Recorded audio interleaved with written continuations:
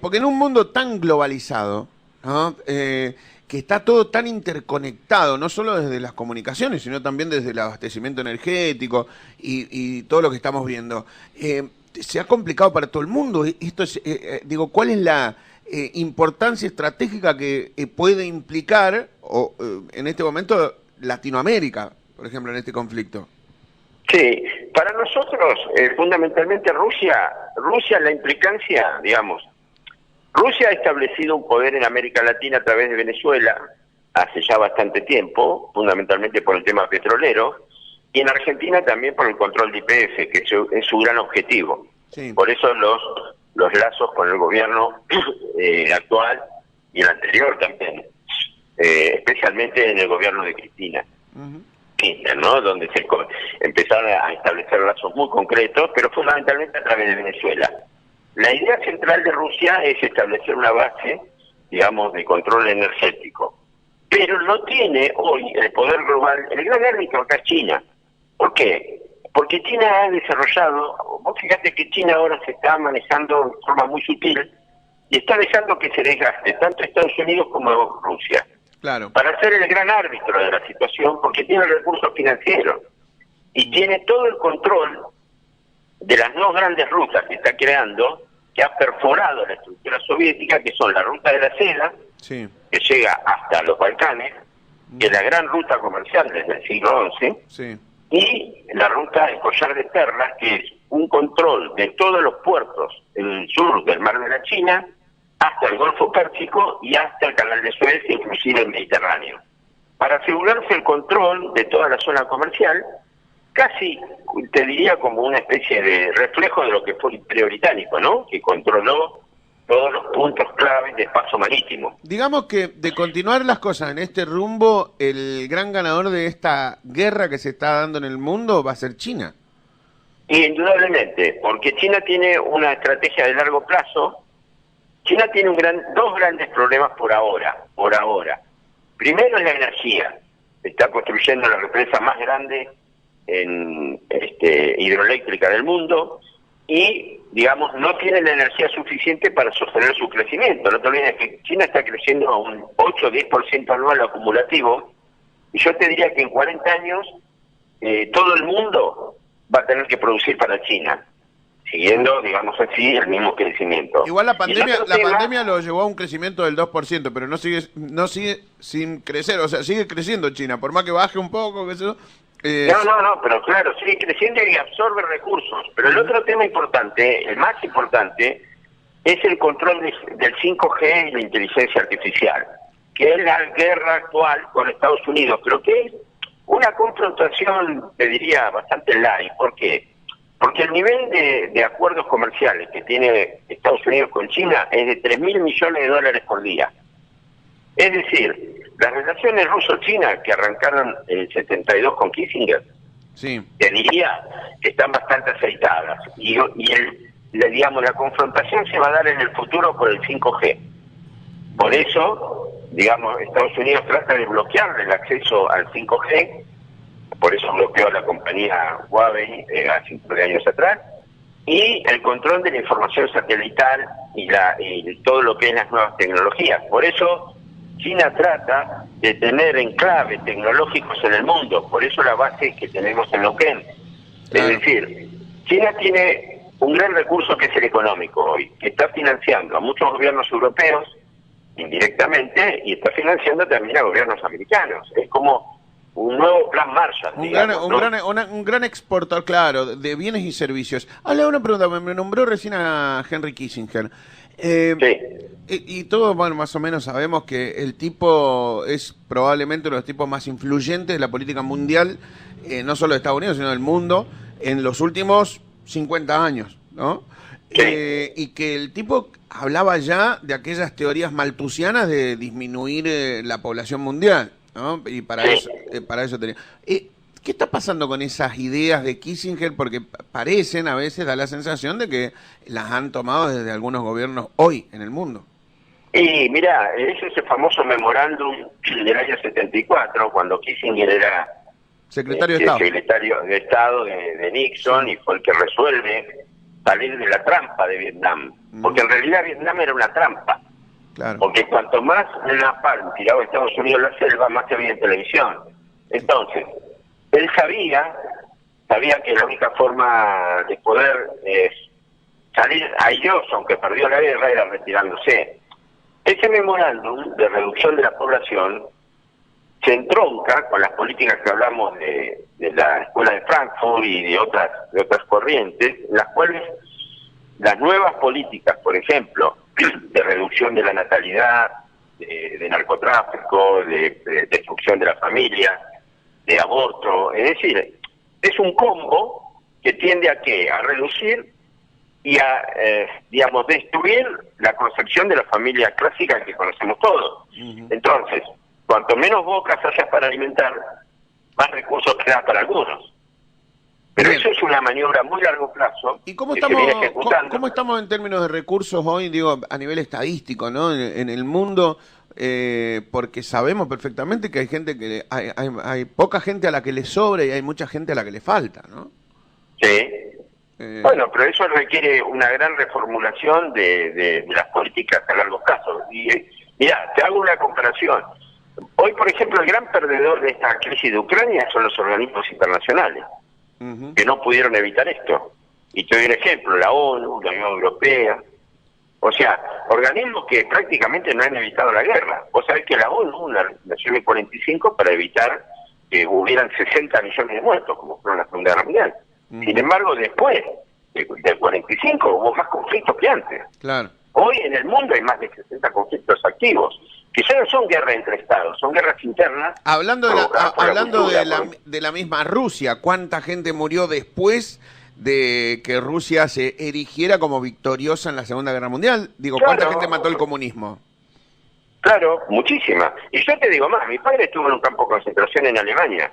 Yo te digo que los rusos mataron más gente en los campos de concentración rusos que los alemanes, por ejemplo. Claro. Pero lo que pasa es que siempre la guerra, la verdad la tiene el que gana. Y la historia la escribe el que gana, siempre. Sí.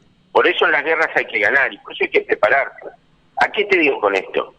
La política exterior es la política de negociación en primer lugar.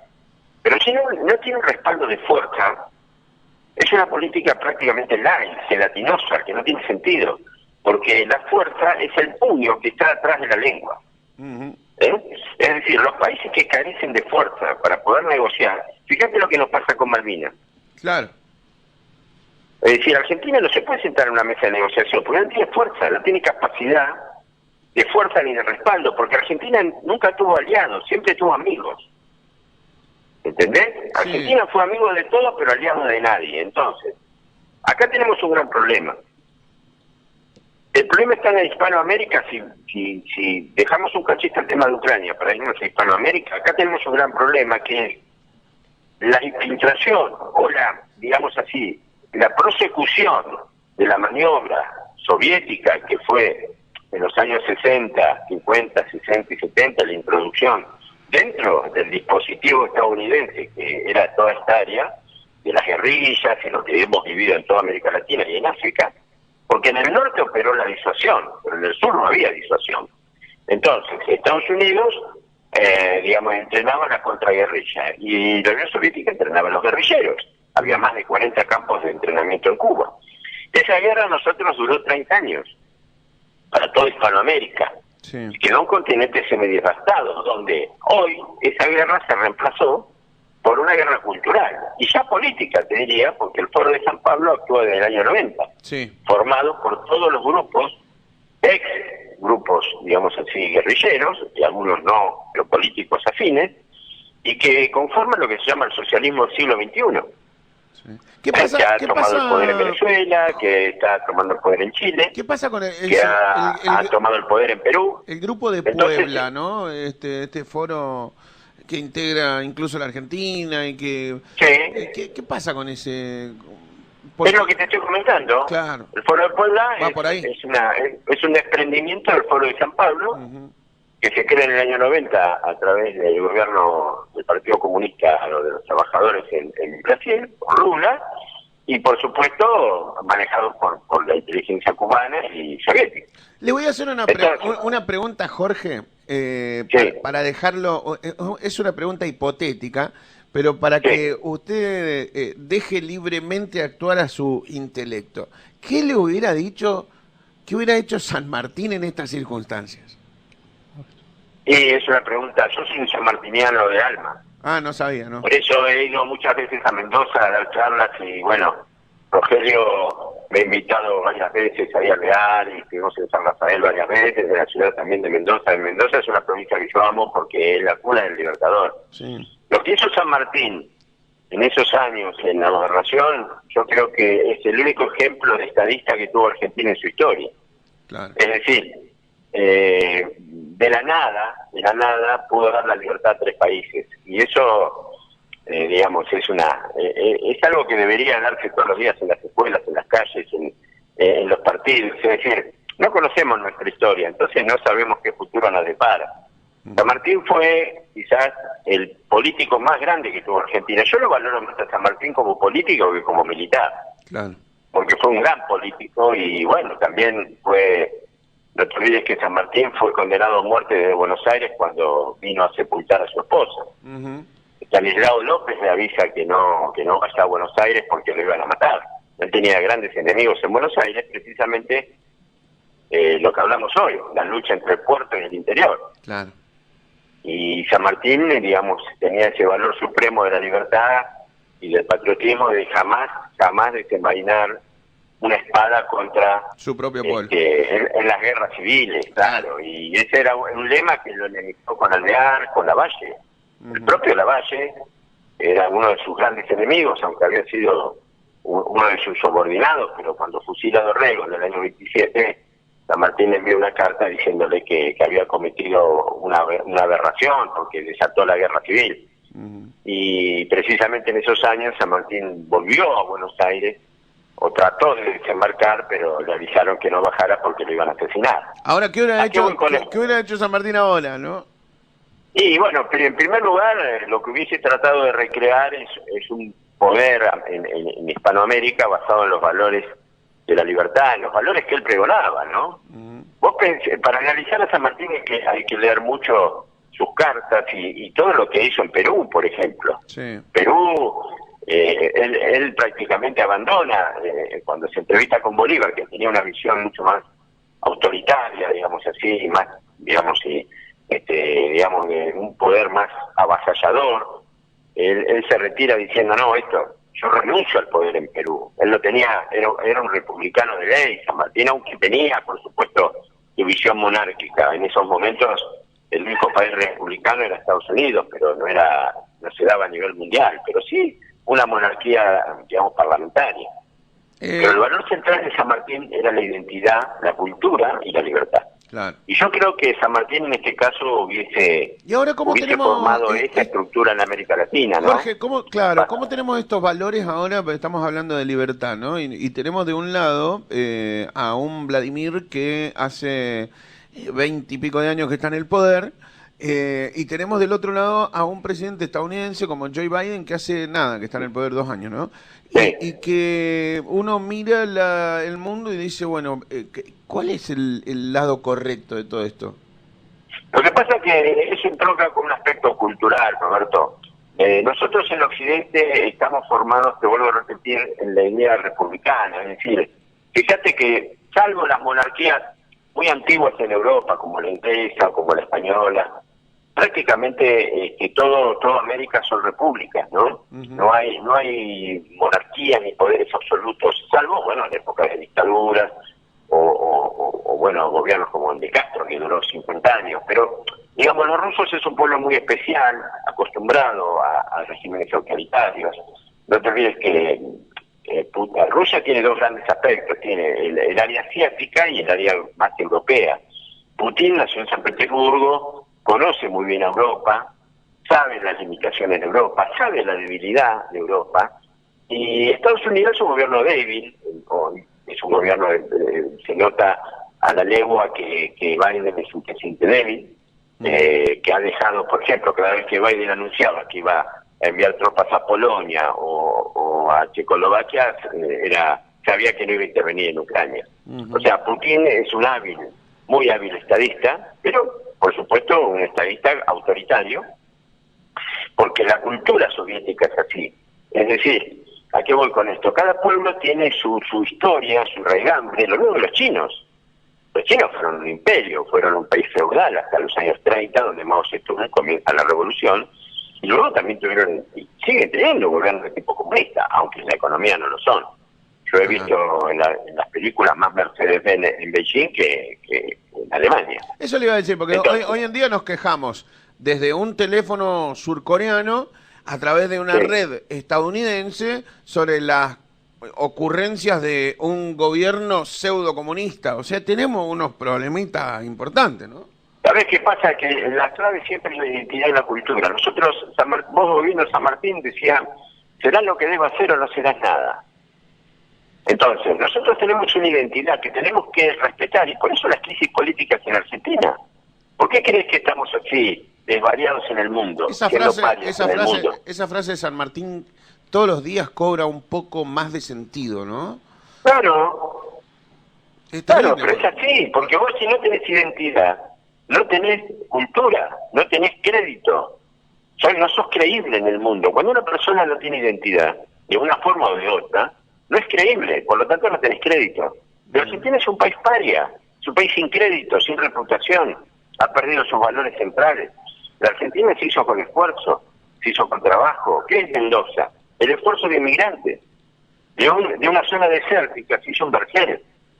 ¿Estamos de acuerdo? Sí. Entonces, ese país expansivo, ese país que llegó a ser la quinta economía mundial, en los años 20, por ejemplo, que era, si bien teníamos de alguna forma una relación, digamos, demasiado estrecha con Gran Bretaña, pero que la faz práctica Argentina es el país que quedó, porque no se hizo más nada en ese momento. Fíjate que Argentina pasó de largo dos grandes revoluciones, que fue la revolución industrial y la revolución tecnológica.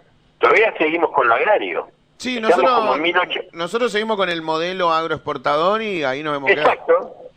Exacto, nos pasamos dos revoluciones y hoy el mundo, todos los países que producen materias primas son pobres.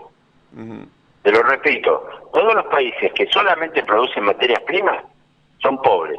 Porque hoy la riqueza no está en eso, está en la tecnología, en la información. Sí, es decir, el país más rico del mundo no es el que produce más soja o más petróleo, es el que produce más conocimiento tecnológico. Exactamente. Antes, hace 50 años, yo me acuerdo, digo, no 50 años, pero cuando yo era chico, yo tengo 40, me decían, bueno, no vendamos el cuero, hagamos los zapatos. Pero ahora no es solamente el zapato, ahora es, hagamos la marca del zapato. Y hagamos la tecnología que produce los robots, que producen los zapatos. Por ejemplo, ¿quién es más importante? ¿Quién tiene más poder? ¿Microsoft o Bolivia? Microsoft lejos. Y bueno, ahí tenés. Es decir, Vietnam, después de la guerra, si bien siguió siendo comunista, hoy es uno de los países... Singapur, te digo. Igual usted, Jorge, podría preguntar, cambiar la palabra Bolivia por Argentina y seguiría siendo la respuesta Microsoft. Es lo mismo, pero yo te digo una cosa, te voy a dar otro ejemplo. Japón, vamos a tomar el ejemplo de Japón, que es el primero o segundo poder mundial en lo tecnológico. En 1945, cuando se tiraron las últimas bombas atómicas, 6 de agosto y 8 de agosto, Japón es una isla de roca, no tiene nada, no tiene ni árboles, ni pajaritos. ¿Cómo puede ser que en 20 años llegó a ser uno de los primeros países del mundo? Precisamente por un valor que el argentino no tiene, que es la humildad.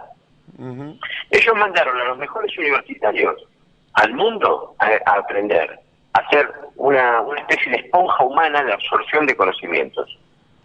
Con eso volvieron esos chicos en los años 50 y formaron el Japón moderno, junto por supuesto con la ayuda de Estados Unidos. ¿Por qué? Porque necesitaban bloquear la salida al Pacífico de la Unión Soviética. A Estados Unidos le convenía por eso. ¿Estamos de acuerdo? Sí. Pero ¿qué ocurre? Ese país no dejó su cultura. Si vos algún día viajás a Japón o conocés la cultura de Japón, vas a ver que ellos no renegaron de su cultura. Ellos son japoneses, conservan el kimono, conservan sus tradiciones, todo, absolutamente todo, porque esa es su raíz. Ahí donde entra la primera... dinámicamente a la civilización, es el avance tecnológico. Nosotros hemos quebrado nuestra cultura identitaria. Entonces somos como veletas. Es que, Jorge, digo, podemos desmenuzar, podemos hablar esto, como usted suele decir, 84 horas lo podemos hablar, ¿no? Pero sí, podemos desmenuzar la cultura argentina y decimos, bueno, nosotros estamos medio como regalados, ¿no? No sabemos, y porque tenemos una mezcla de cosas impresionante. Pero tenemos te repito, Roberto, nosotros culturalmente somos hispanos criollos católicos. Eso fue la impronta que hizo Argentina, la inmigración en general que vino, tenía esa misma cultura. Yo soy hijo directo de italianos, por ejemplo. Mi padre nació en Italia, te vuelvo a repetir, mi padre estuvo en la Segunda Guerra Mundial. Mi madre viene del año 50, mi padre en el 48, con 40 kilos, te digo, 40 kilos. ¿Y quiénes eran a Mendoza? ¿De qué origen eran, en general? Mendoza tiene lo mismo que cualquier lugar del país, o sea, exactamente, tano, gallego, judío. Por eso, bueno, pero esa gente que era analfabeta pudo, con su esfuerzo, con su ejemplo, con el ejemplo de trabajo, con el ejemplo que le daba... Mira, mi padre cuando vino a Argentina, ¿sabe lo único que preguntó en el puerto de Génova? Le dijo, escúchame, ¿en Argentina hay guerra? No. Bueno, ¿hay trabajo? Sí. Listo, vamos al barco, subimos al barco. Claro. ¿Estamos de acuerdo? Esa cultura se terminó. O sea, nosotros podemos ser los últimos exponentes de esa cultura. Yo, gracias a Dios, tuve la posibilidad de trabajar desde los 12 años y pagarme mis estudios universitarios, pero no pedí nunca nada. Ni un plan, ni mi padre conoció un banco, ni conoció un subsidio, nada. Solamente trabajar 20 horas por día. Jorge, le hago una pregunta, porque, lo saco un poquito de este tema, porque me está preguntando la audiencia a través de la línea de WhatsApp, si usted tiene alguna página, algún blog, algún canal de YouTube donde se lo pueda seguir. No. Nosotros generalmente, yo soy director del Instituto de Estudios Estratégicos, bueno, a veces hacemos charlas, conferencias, yo doy clases en Europa también, a veces hacemos conferencias, y bueno, si eventualmente yo tengo el contacto con Rogelio, mi gran amigo, así que eventualmente cuando hagamos alguna charla, conferencia o alguna actividad, te la pasaré, no hay ningún problema. Bueno, perfecto. A veces viajo también, a veces he viajado allá a San Rafael o a Alvear. Esperemos tenerlo acá porque usted es un hombre que suele hablar también de una tríada que hoy está destrozando el mundo, que es la corrupción, el dinero, digamos, y las drogas, ¿no? Y todo este bolongue que hay que también influye, ¿no? Bueno, pero ¿sabés qué pasa, Roberto? Todo está unido. Sí. Mirá, la caída de Afganistán se derivó en el control chino del opio. Vos sabés que la droga, y esto lo hemos hablado con Rogelio muchas veces, por supuesto yo un poco el tema, no soy especialista en tratamiento, pero Rogelio sí, pero bueno, yo también dentro de los estudios estratégicos, el narcotráfico es una de las principales amenazas mundiales hoy, quizás la principal, porque es una amenaza estratégica. Arranca en el siglo XVIII y hasta hoy. El opio es la principal droga del mundo y es el principal negocio mundial. Vos pensás que un kilo de cocaína en las montañas de Colombia vale $1.500, pero en Madrid vale 85.000. Claro. Entonces, todo ese volumen de dinero que genera tiene un doble efecto. Por un lado, económico, digamos así, porque genera un caudal de riqueza exorbitante, y otro es una penetración y una debilitación de la estructura espiritual de los pueblos.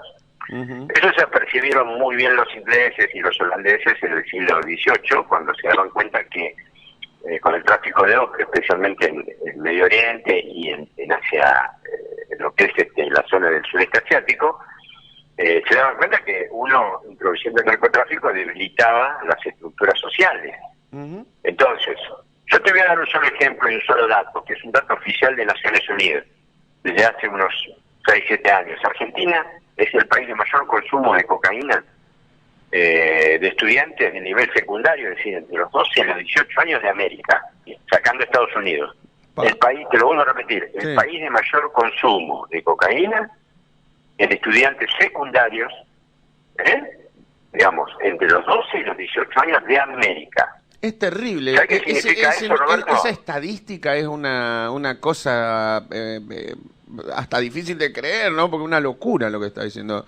O sea, no es una locura, lo dice Naciones Unidas en el informe anual que saca, digamos, de Estados Unidos, las Naciones Unidas tiene un observatorio especializado en drogas. Qué tremendo, ¿no? Porque ¿hacia dónde nos lleva como país, como república? No, es que no vamos a tener más país. Claro. Dentro de 20 años, Argentina no vas a tener una sola persona que tenga un nivel neuronal capaz de unir un caño, de poner un ladrillo, no vas a tener médicos, ingenieros, abogados, menos políticos. Es decir, vas a tener una sociedad totalmente nihilista. ¿Sabes lo que es el nihilismo? Sí. El no creer en nada. Es lo que le pasó a Europa, es lo que le está pasando a Europa.